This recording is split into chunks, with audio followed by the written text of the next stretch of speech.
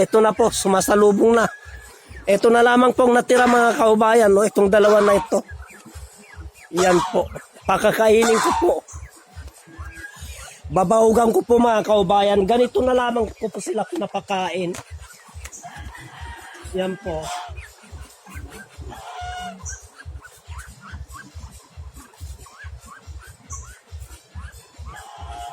Yan, halo-halo na po sila dyan, pati pato. At itong aking gansa, chismoso yan mga kaubayan.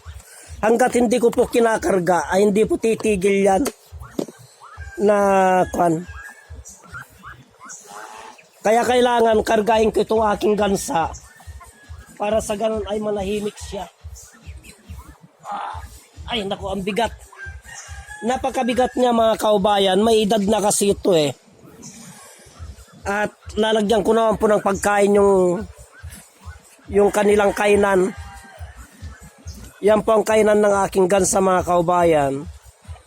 Lalagyan ko naman po ng pagkain. At ito nga po, kasalukuyan kong linalagyan ng pagkain itong kainan ng aking gansa. Kaya pansamantala ko po na ibinaba muna sa aking pagkakakarga sa kanya.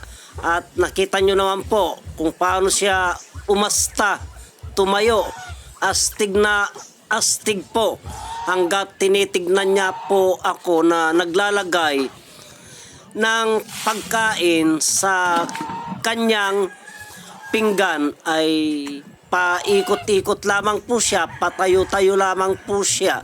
At yan nga po, pagkatapos kong linagyan ng pagkain yung kanyang pinggan, ay tumungo naman po ako sa aking gripo. At ito po ay aking bubuksan para sa ganun ay malagyan ko naman po ng tubig ang kanyang pinggan. Ang kanyang lalagyanan ng tubig para sa ganon ay malinisan ko po.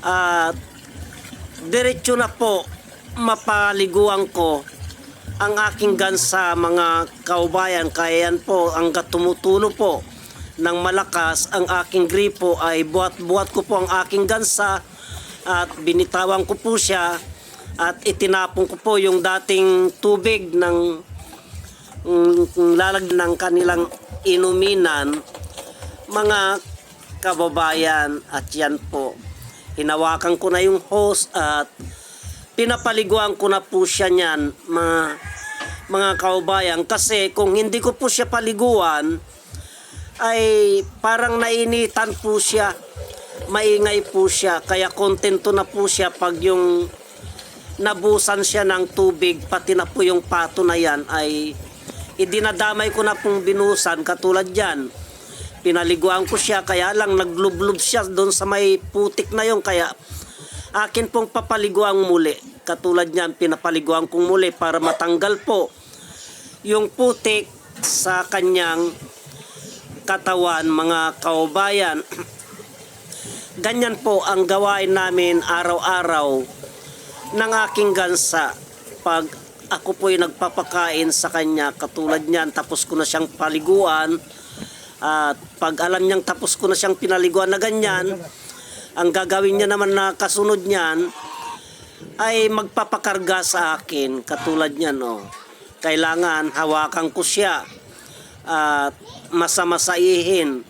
Kasi kung hindi ko po siya hawakan, maingay po yan mga kaubayan. Kailangan lambing-lambingin ko po muna siya konti. Katulad niyan, kontento na siya. Kaya akin naman po ngayong isusunod na papatayin yung gripo para sa ganun ay hindi po gaanong maksaya sa tubig. Kasi ang gansa po mga kaubayan ay napakaaksaya po ng tubig yan. At ang gansa po, ang ugali ng gansa ay parang aso din yan mga kaubayan, na kaya kanyang protektahan at maingay po pag may ibang tao, pag hindi niya po kilala. Katulad niyan po mga kababayan, tapos ka na po silang paliguan, kaya hanggang dito na lamang po ang videos na ito at marami pong salamat.